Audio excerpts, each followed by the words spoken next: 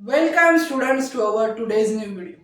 आज हम एक ऐसी यूनिक सीक्वेंसिंग टेक्निक के बारे में पढ़ने वाले हैं जिसे गोल्ड स्टैंडर्ड सीक्वेंसिंग टेक्निक भी कहा जाता है। मैं बात कर रहा हूँ सैंगर सीक्वेंसिंग के बारे में, जिसे डायडिऑक्सी सीक्वेंसिंग और टर्मिनेशन सीक्वेंसिंग के नाम से जाना जाता है।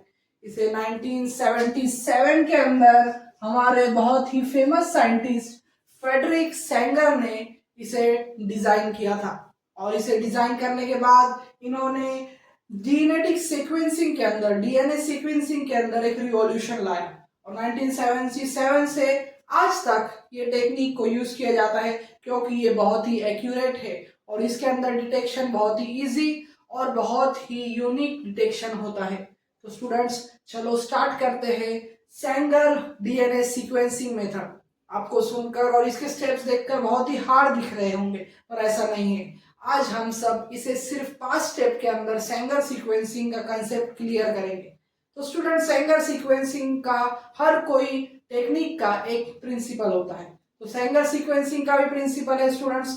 यहाँ पर रिक्वायरमेंट्स पहले देख लेते हैं, क्योंकि रिक्वायरमेंट्स हर प्रैक्टिकल के हम देखते हैं, हर परफॉर्मिंग एक्सपेरिमेंट के हम देखते हैं। तो स्टूडेंट्स, यहाँ पर हमें एक टेम्पलेट डीएनए चाहिए, डीएनए पॉलीमरेज चाहिए, क्योंकि हमें स्ट्रैंड्स हमें ऐड करने हैं डीएनटीपीस। और फिर यहाँ पर हम डीडी एटीपी, डीडीटीटीपी, यहाँ पर डीडीडीटी, यानी हम डीडीएनटीपी, डाई डिऑक्सी न्यूक्लियोटाइड ट्राइफॉस्फेट, जिसे हम डीडीएनटीपी भी कहते हैं। तो ये डीडीएनटीपी क्या है स्टूडेंट्स? ये डीडीएनटीपी एक ऐसे यूनिक न्यूक्लियोटाइड सीक्वेंस है जिसका 3' एंड नहीं होता, और 3' एंड नहीं होने के कारण ये फॉस्फोडाइस्टर बॉन्ड नहीं बना पाते। और हम सबको पता है कि हमारा जो डीएनए है स्टूडेंट्स, उसके अंदर फॉस्फोडाइस्टर बॉन्ड बने होते हैं। और अगर ऐसे न्यूक्लियोटाइड हम ऐड करेंगे जो फॉस्फोडाइस्टर बॉन्ड नहीं फॉर्म करते, तो वहीं पर हमारे डीएनए का सीक्वेंसिंग यानी सिंथेसिस स्टॉप हो जाता है और वहां से वो स्ट्रैंड कट हो जाता है, और फिर ऐसे ही हम उसे डिटेक्ट करेंगे। तो इसी का प्रिंसिपल है हमारे टेक्निक का कि हम डीडीएनटीपी, डाइडिऑक्सी न्यूक्लियोटाइड ट्राइफॉस्फेट यूज करेंगे, जो हमें चेन टर्मिनेशन देगा और फिर उस चेन की हम सीक्वेंसिंग इजीली कर पाएंगे, क्योंकि डीएनए की लेंथ बहुत ही बड़ी होती है हर ऑर्गेनिज्म के अंदर। तो हम उसे ब्रेक कर कर उसकी सीक्वेंसिंग करते हैं, और हमें डीएनटीपी के मदद से हम इजीली चेन टर्मिनेशन कर पाएंगे और हम इजीली स्मॉल फ्रेगमेंट्स को ज्वाइन कर कर उसकी सीक्वेंसिंग कर पाएंगे। तो स्टूडेंट्स, रिक्वायरमेंट हो गए, तो अभी स्टार्ट करते हैं हमारा प्रोसेस ऑफ सैंगर सीक्वेंसिंग। तो स्टूडेंट, सैंगर सीक्वेंसिंग का प्रोसेस में सबसे पहले है हमारा first step primer annealing and elongation. हमने जो टेम्पलेट डीएनए लिया है, हम उसको अंदर प्राइमर ऐड करेंगे। प्राइमर क्यों ऐड करेंगे स्टूडेंट्स? हम सबको पता है प्राइमर एक ऐसा सीक्वेंस होता है जो कॉम्प्लीमेंट्री होता है हमारे डीएनए का, और प्राइमर बाइंड होगा और फिर प्राइमर के बाइंड होने पर हम उसके साथ ऐड करेंगे हमारे डीडीटीटीपी, यानी हमारे dideoxy nucleotide triphosphate. DDNTP add करने के बाद हमारा ये सेकंड स्टेप है, जो डीडीएनटीपी की बाइंडिंग होगी और यहाँ पर चेन टर्मिनेशन होगा। चेन टर्मिनेशन क्यों होगा स्टूडेंट्स? क्योंकि मैंने बताया कि वो फॉस्फोडाइस्टर बॉन्ड फॉर्म नहीं कर पाएंगे और वहीं पर ब्रेकेज होगा और उतना स्ट्रैंड हमें मिल जाएगा। तो चेन टर्मिनेशन के बाद डीडीपी एनटीपी स्टॉप करते हैं हमारा चेन एक्सटेंशन। डीडीएनटीपी हमारा चेन एक्सटेंशन स्टॉप करते हैं, यानी डीएनए का सीक्वेंस सिंथेसिस स्टॉप हो जाता है और हमें चेन टर्मिनेशन मिलता है और एक्सटेंशन, डीएनए का एक्सटेंशन बंद हो जाता है और हमें हमारे फ्रैगमेंट्स ऑफ डीएनए मिलते हैं। फ्रैगमेंट्स ऑफ डीएनए मिलने पर हम क्या करेंगे स्टूडेंट्स?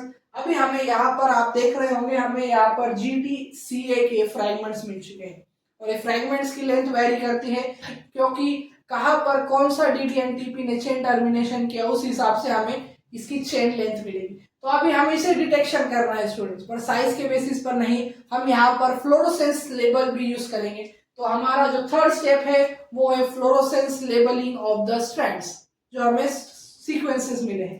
तो स्टूडेंट्स, हम वो स्ट्रैंड्स को फ्लोरोसेंस लेबल करेंगे, और फिर हमारा जो फोर्थ स्टेप है वो सबसे इंपॉर्टेंट स्टेप है स्टूडेंट। फोर्थ स्टेप के अंदर हम क्या करेंगे?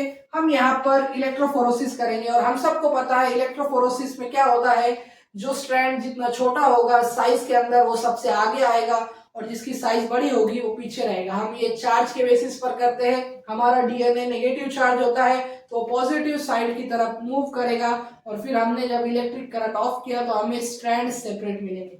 और यहाँ पर हमने उसे फ्लोरोसेंस लेबल भी किया है, तो हम यहाँ पर हमारा जो सैंपल है यानी हमारे सीक्वेंस है उसे हम ऐड करेंगे, और यहाँ पर डिटेक्टर यानी फ्लोरोसेंट डिटेक्टर हमारे जो स्ट्रैंड्स है ये फ्लोरोसेंस लेबल उन्हें डिटेक्ट करेगा। और फिर ये डिटेक्शन कैसा होगा स्टूडेंट्स, यहाँ पर हमें इलेक्ट्रोफोरेसिस में सिर्फ बैंड्स दिखाई देंगे, पर फ्लोरोसेंस लेबलिंग ऐड करने के बाद डिटेक्शन हम कंप्यूटर पर करेंगे। और यही हमारा लास्ट स्टेप है कंप्यूटर का, जिसे हम सीक्वेंस एनालिसिस भी कहते हैं। और यहाँ पर हमने हर स्ट्रैंड को, हर हमारे न्यूक्लियोटाइड को यानी हमारे हर ग्वानिन को अलग फ्लोरोसेंस दिया है, थाइमिन को अलग दिया है, एडेनिन को, साइटोसिन को, इन सबको हमने अलग फ्लोरोसेंस कलर, हर एक बेसिस को, हर एक नाइट्रोजन बेसिस हमारा कलर दिया है। और ये कलर से हमें क्या पता चलेगा, हमें हर कलर का एक बैंड दिखाई देगा सीक्वेंस एनालिसिस के अंदर।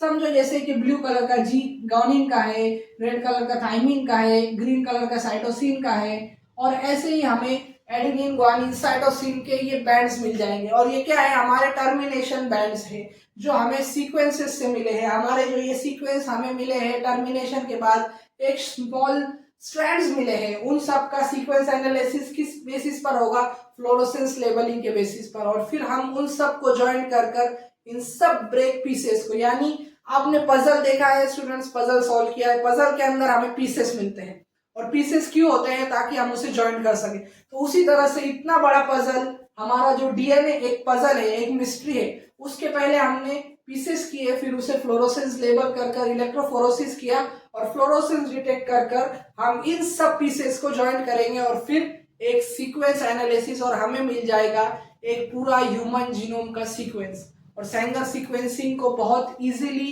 परफॉर्म कर सकते हैं, और इसे ज्यादातर क्लिनिकल फील्ड्स में यूज किया जाता है, डिजीज डिटेक्शन के अंदर, जेनेटिक एनालिसिस के अंदर, इवोल्यूशनरी स्टडी के अंदर। स्टूडेंट्स, इवोल्यूशनरी स्टडी जैसे कि हमें हमारे ऑर्गेनिजम्स की इवोल्यूशनरी स्टडी करनी है, हम उसमें यूज करते हैं। और सैंगर सीक्वेंसिंग को गोल्ड स्टैंडर्ड सीक्वेंसिंग इसलिए कहा जाता है क्योंकि इसका एक्यूरेसी रेट 100% है। ये बहुत ही एक्यूरेट है स्टूडेंट्स, और इसकी एक्यूरेसी इतनी हाई इसलिए है क्योंकि इसके अंदर बहुत ही सिंपल रिक्वायरमेंट्स है और सिंपल स्टेप्स इन्वॉल्व है। और इसीलिए ये 1977 से आज तक भी हमारे पीएचडी स्टूडेंट्स और रिसर्च प्रोफेसर्स या रिसर्च प्रोफेशंस वाले लोग इसे आज भी यूज करते हैं, और इसे सैंगर सीक्वेंसिंग आज भी फ्रेडरिक सैंगर के नाम से जाना जाता है। तो स्टूडेंट्स, फिर से एक बार आपको बता दूं कि ये 5 स्टेप प्रोसेस है, जिसके अंदर हमने सबसे पहले प्राइमर एनीलिंग की, फिर हमने डीडीएनटीपी डाले, डीडीएनटीपी से टर्मिनेशन हो गया, चेन टर्मिनेशन, और फिर हमने फ्लोरोसेंस लेबल किया, सेपरेट किया उन्हें इलेक्ट्रोफोरेसिस से, और फ्लोरोसेंस को डिटेक्ट कर सीक्वेंस एनालिसिस किया। तो स्टूडेंट्स, मुझे उम्मीद है कि आपका कांसेप्ट सैंगर सीक्वेंसिंग के बारे में क्लियर हो चुका होगा, और ऐसी वीडियोस के लिए मेरे चैनल को लाइक करें, शेयर करें और सब्सक्राइब करना ना भूलें। Thank you for watching.